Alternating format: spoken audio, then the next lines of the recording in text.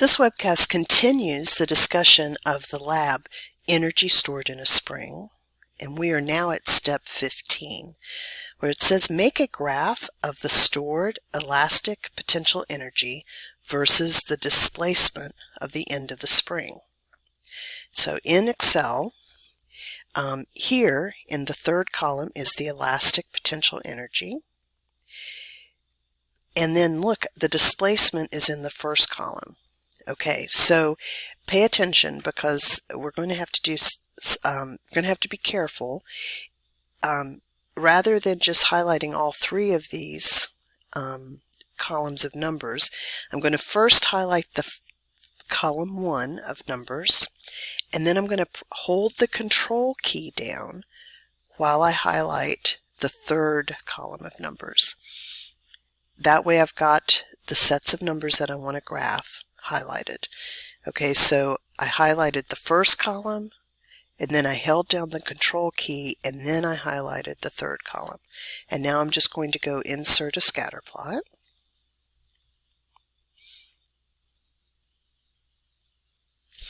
Okay, this has an interesting shape. I'm going to make it a little bigger here and put some axis titles on it.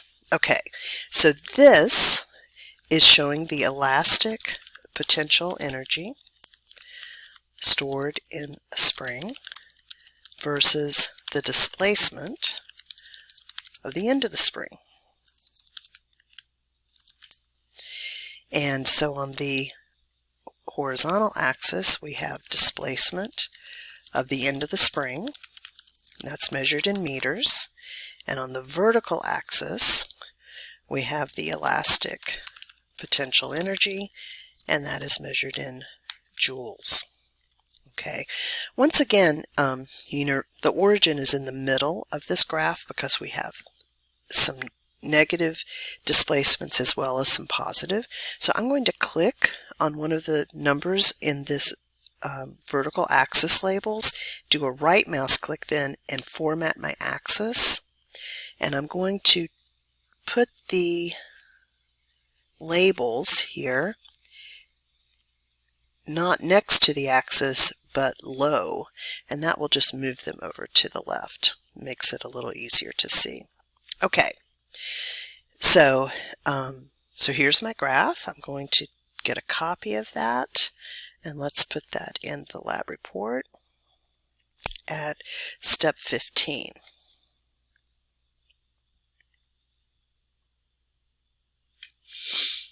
Okay.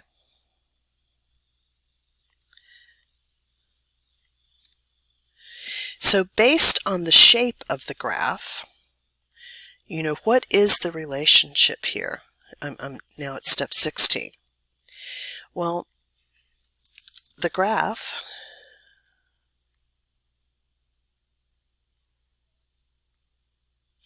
sorry, let me get my locations up here.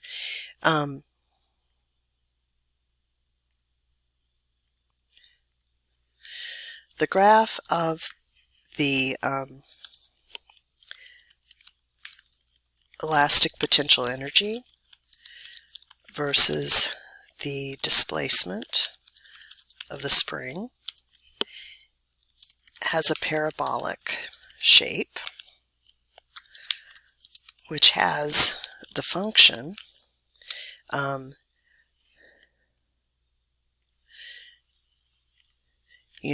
in a parabola, the y is equal to some constant times the times x squared. So therefore, the elastic potential energy is proportional not to the displacement, but to the square of the displacement of the spring, right? The elastic potential energy is proportional to the square of the displacement. So since this graph is not linear, we can't write a physics equation for it right now. And so we're going to transform this data in order to make the graph become linear. So That's what we're going to do at step 17. And so what I'm going to do is take our data here, the displacement of the end of the spring, I'm just copying it, and I'm going to move it down below, and I'm also going to copy the elastic potential energy and paste it down below. Okay?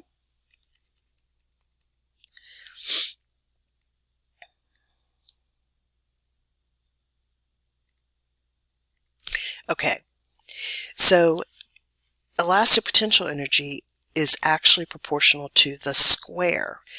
So instead of having displacements, I'm going to delete those original numbers, and I'm going to change this header to say the square of the displacement of the end of the spring.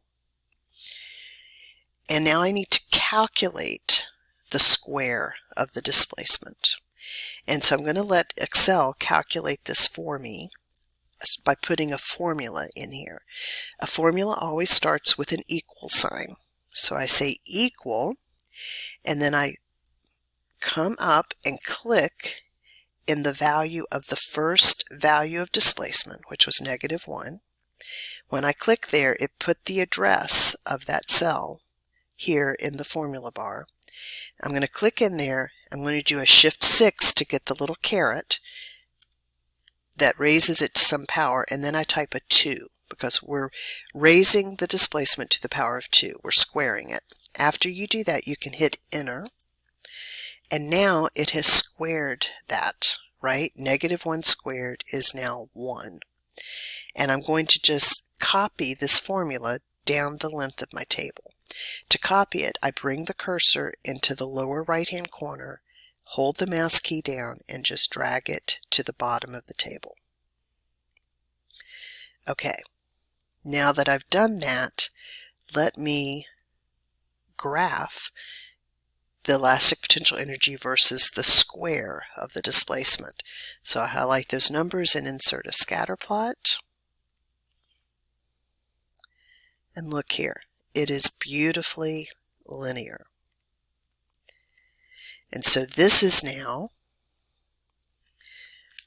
elastic potential energy versus the square of the displacement of the end of the spring.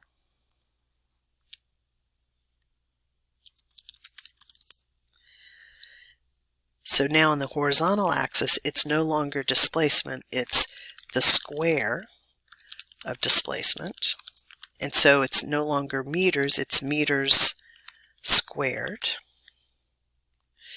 On the vertical axis, I still have elastic potential energy, which is measured in joules. Okay, so we need to take this graph, and in this case, I want to also copy the table, because I need this table in my lab report to show the numbers that I'm using for this graph. So I'm going to just highlight the whole thing and do a Control-C to copy it, and then I can paste the whole thing in my lab report. Okay.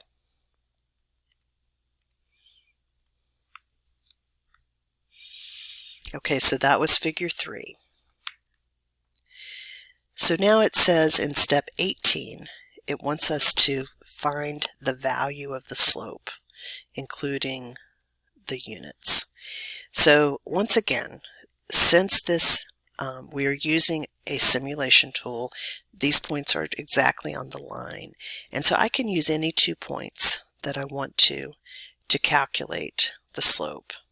And I'm just going to use these two, the last 2 points. Okay, and so my slope, I'm going to show the details of it. Please show the details. So my y2 minus y1 is going to be 200 minus 100.5, and the units of that are joules, right? Because that's elastic potential energy. My x2 minus x1 is 1 minus 0.503.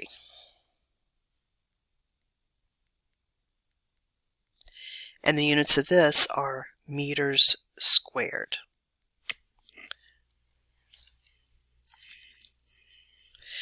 And so I'll calculate this, 200 minus 100.5, and then I divide by 1 minus 0.503.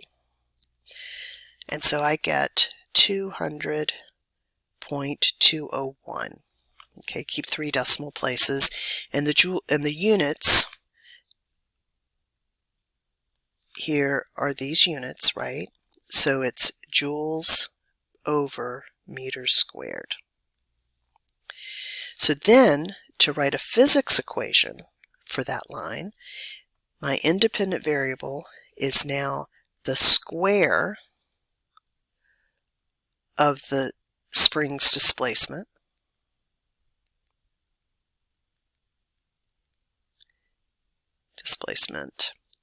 Well, if displacement is delta x, the square of displacement is delta x squared. The dependent variable is the elastic potential energy.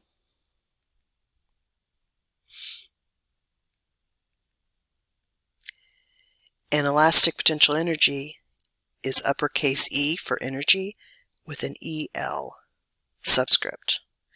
So the equation of that line is elastic potential energy is my slope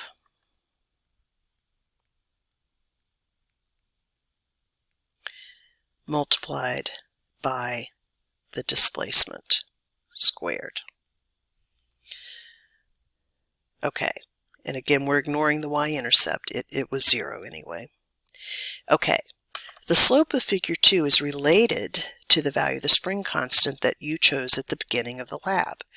Well, my spring constant was 400 newtons per meter. How is this slope related to that? Well, the slope is 200.201. So the slope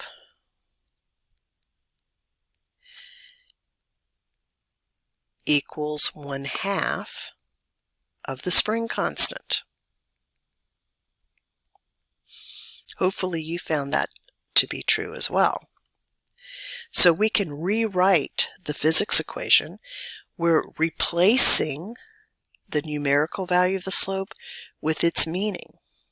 Okay, so we're saying that the slope equals 1/2 of the spring constant.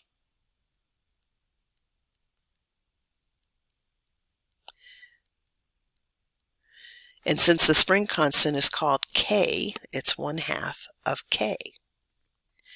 So therefore, rewriting our physics equation, the elastic potential energy equals 1/2 of the spring constant. I mean, this together is our slope, right? Multiplied by the square of the displacement. This is how we will calculate elastic energy stored in a spring.